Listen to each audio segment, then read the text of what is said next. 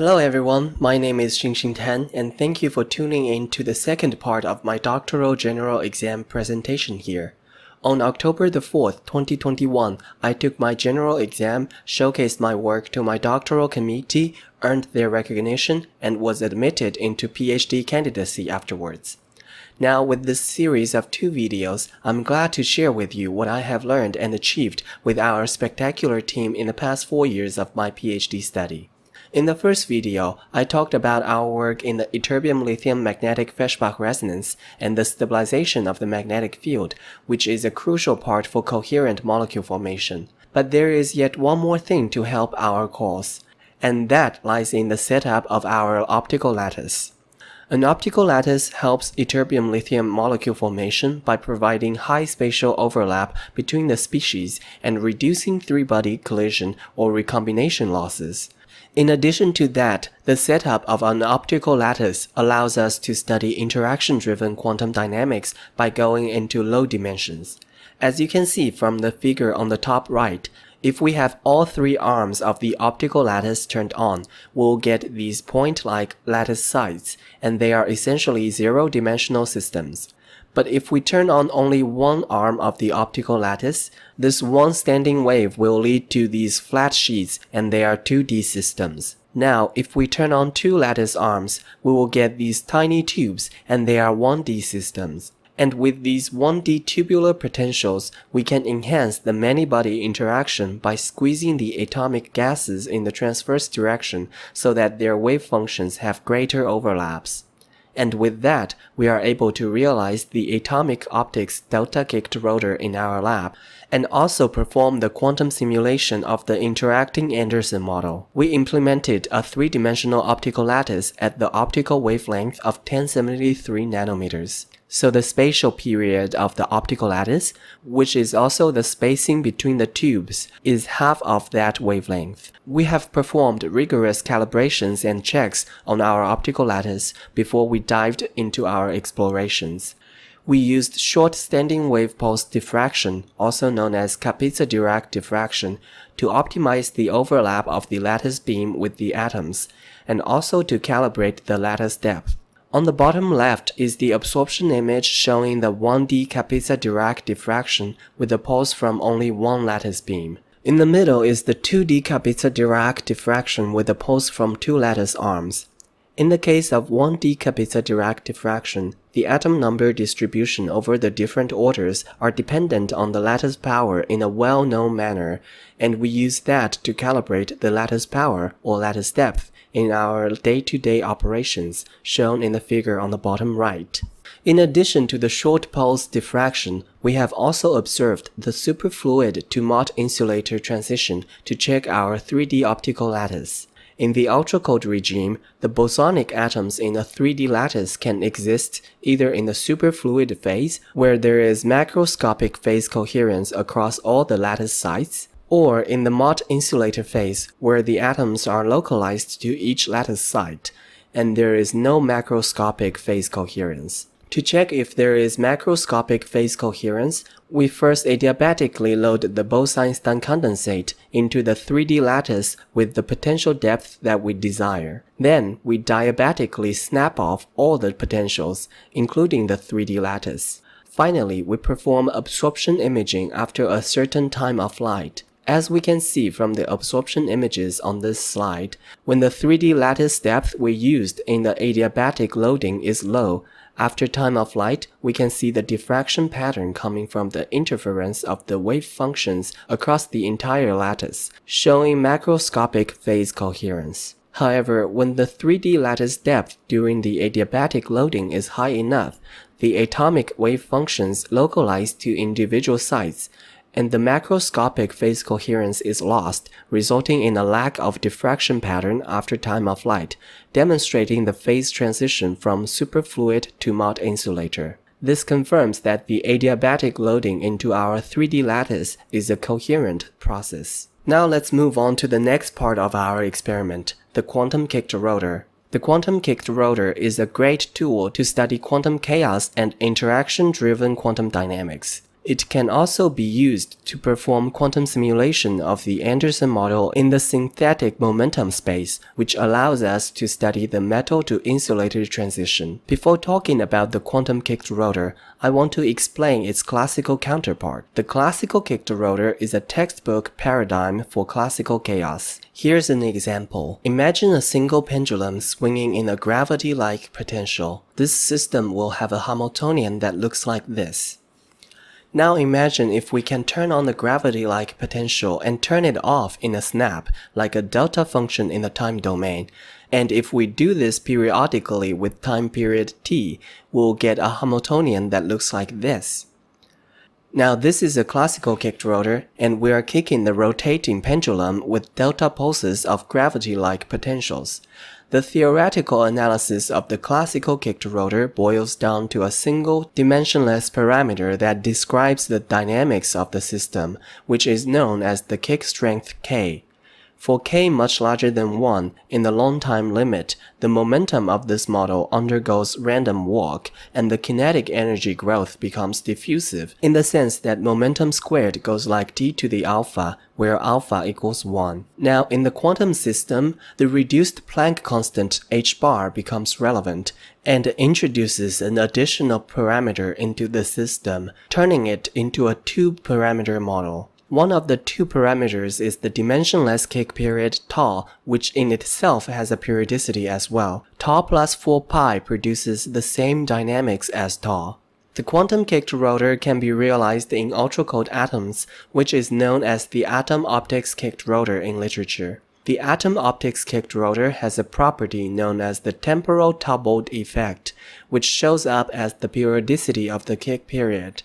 If we use the kick period of t plus Talbot time, the system will have the same dynamics as with the kick period of t. This effect comes directly from the periodicity of the dimensionless kick period tau in quantum kicked rotor. Lastly, I want to talk about a very special phenomenon of the quantum kicked rotor known as the dynamical localization. When the dimensionless kick period tau is an irrational multiple of 4 pi, in the long time limit, the kinetic energy of the quantum kicked rotor reaches a plateau and stops growing, no matter how many more kicks we provide to the system. For atom optics kicked rotor, this happens when the kick period is an irrational multiple of the Talbot time.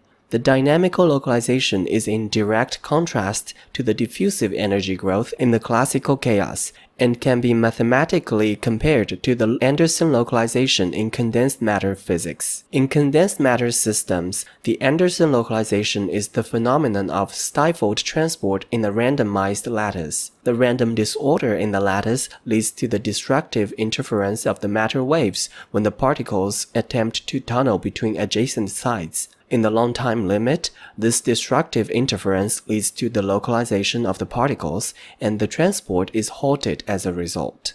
In 1D and 2D lattices, any amount of randomness or disorder will result in a localization, but in 3D lattices, the particles are free to move only if their energy is above a critical value known as the mobility edge. In this slide, I want to make a close comparison between Anderson localization and dynamical localization. The Anderson localization is a localization in real space. Here on the left, I have made a rough sketch of a 1D lattice, where the vertical axis is the lattice potential and the horizontal axis is the location in the lattice. Note that each lattice site has a different potential depth, and the distribution of the depth is random. This random disorder can come from impurities or disorders in the system. Now, as the particles in each lattice site attempts to tunnel to an adjacent site, the matter wave functions are going to experience the effect of the random lattice depth, and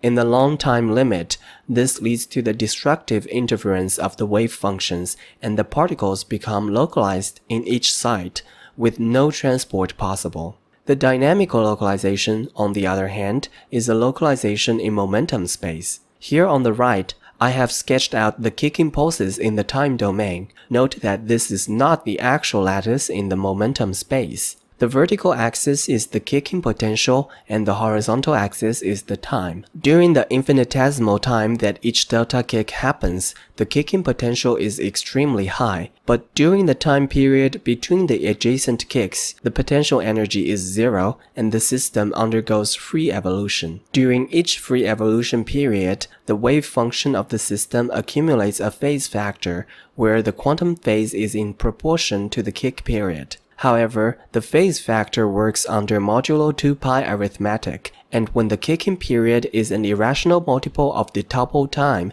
the phase accumulation during each free evolution is an irrational multiple of 2 pi. In the long time limit, the continued accumulation of these phases becomes a pseudo-random number under modulo 2 pi arithmetic, and that is what leads to the localization in the momentum space. During each infinitesimal moment that a kick happens, a diffraction occurs in the momentum space, allowing particles to move from one momentum state to another in a similar way as how particles tunnel from one lattice site to another in the Anderson model. Great! Now that we have established a good understanding of the quantum-kicked rotor, let's spice it up by including the many-body interaction in the model. As it turns out, the study of interacting QKR has attracted the attention of many physicists. In the literature, there is a profusion of different theories surrounding this topic. On the one hand, the mean field theory predicts two different regions with dynamical localization versus dynamical delocalization. In the delocalization region, the mean field interaction term, G times number density n, which is a nonlinear term in the Gross-Pitaevsky equation, is predicted to result in a sub-diffusive energy growth in the quantum-kicked rotor. This means in the long time limit,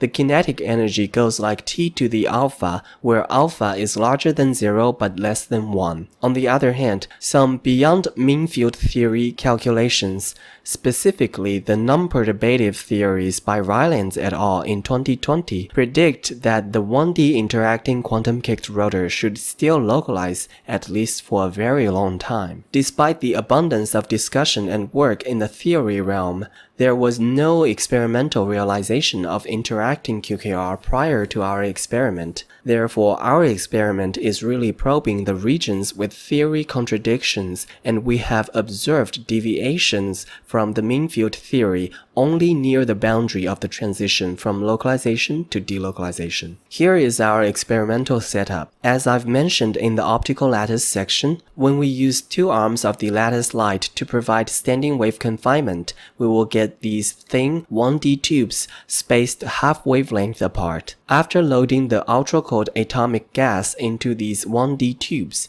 we flash the third arm of lattice light in this pulse wave manner to provide the delta kicks and induce dynamics in the 1D gas. This 1D regime really enhances the many-body interaction by squeezing the atoms together in the transverse direction, and the interactions are controllable as we vary the transverse confinement strength. With the confinement in the transverse dimensions, the motion in those dimensions are inhibited, which in turn enhances the dynamics in the direction of interest, that is, the axial direction.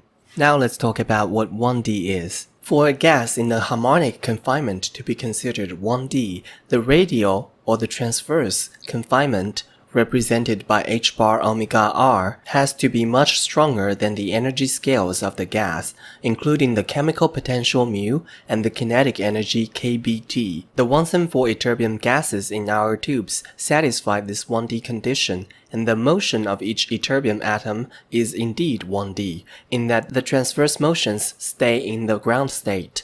However, the interparticle scattering in our tubes are still 3D, because the 3D scattering length in our system is about 5.6 nanometers, and that is much smaller than the length scales of the harmonic oscillators in radial and axial directions. Alright, now here's our experimental setup again in figure A, and in figure B we have our measurements of the transverse kinetic energy versus the transverse confinement. And we can see that in the transverse direction, the kinetic energy goes like the square root of confinement strength, in a manner that is consistent with the ground state of the harmonic oscillator. and from C to H are the absorption images after time of flight, so the expansion of atomic gases in these images corresponds to the momentum distribution of the gas right after the kicking pulses. If we look at the column with no kick, that is, the number of pulses np equals 0, as the transverse confinement S perpendicular increases from 0 to 35 and to 100, in the y direction, which is the transverse axis, the expansion in the momentum distribution is consistent with the square root relation we see in figure B. And in the z direction, which is the axial direction, since we're not kicking here, the momentum distribution is the same for any S perpendicular. If we look at the column with 100 kicks, that is, np equals 100, we see the same relationship between the y direction momentum distribution and the S perpendicular. However, in the z direction, with the same 100 kicks, different transverse confinement actually leads to different momentum distribution, which I will talk about in a couple slides. Here is our data showing the comparison between localization and delocalization. With the same dimensionless kick strength K equals 5.3, when the dimensionless interaction strength GN1D is as low as 3.9,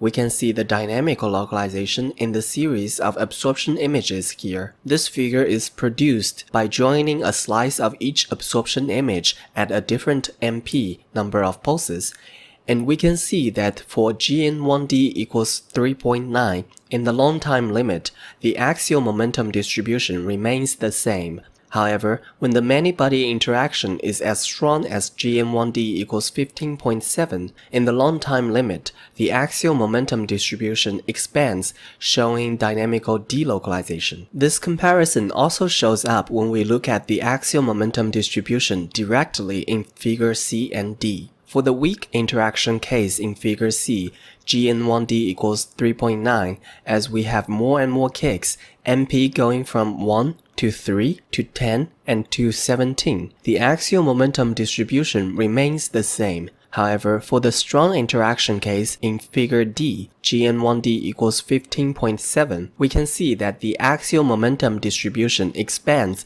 as we have more kicks. For a more quantitative analysis, in figure E, we have plotted the average axial kinetic energy versus pulse number plus 1 in log-log scale. For the weak interaction case represented by the purple circles, GN1D equals 3.9, the kinetic energy saturates in the long time limit. But for the strong interaction case represented by the red squares, GN1D equals 15.7, and the data points in the long time limit appear to be on a straight line in the log-log plot, which indicates a power law dependence of the kinetic energy over pulse number. And indeed, as we fit with the black line in figure E, the kinetic energy in the strong interaction case goes like T to the alpha, where alpha is 0.5 less than 1, consistent with the subdiffusive behavior predicted by mean field theory. The purple circle and the red rectangle cases can be put into a bigger picture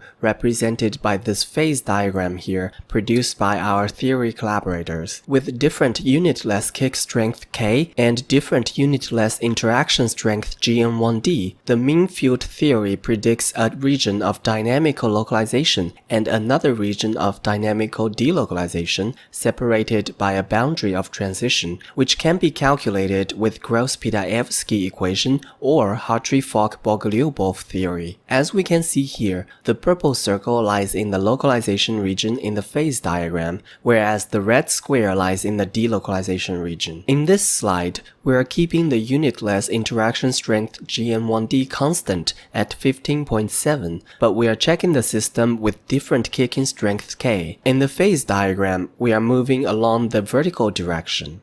As we can see from this semi-log plot, when we vary the K from 5.3 to 2.6 to 1.3, the onset of delocalization becomes more and more delayed, but the rate of energy growth becomes faster. This shows up as the exponent alpha in the power law fits, as shown in the chart here. The colored lines in the semi-log plot are theoretical simulations based on the mean field theory, and we see great matches for red squares and orange circles, which are deep in the delocalization regime. However, the green diamond dataset lies right on the boundary between localization and delocalization, and as I mentioned in a previous slide, this is where we are seeing deviations from the mean field theory. The inset on the top left corner here is the average axial kinetic energy versus kick strength K at a fixed number of pulses, 15 in this case, which shows that the onset of delocalization happens earlier with stronger K. Finally, in this slide, we are keeping the unitless kick strength K constant at 2.6,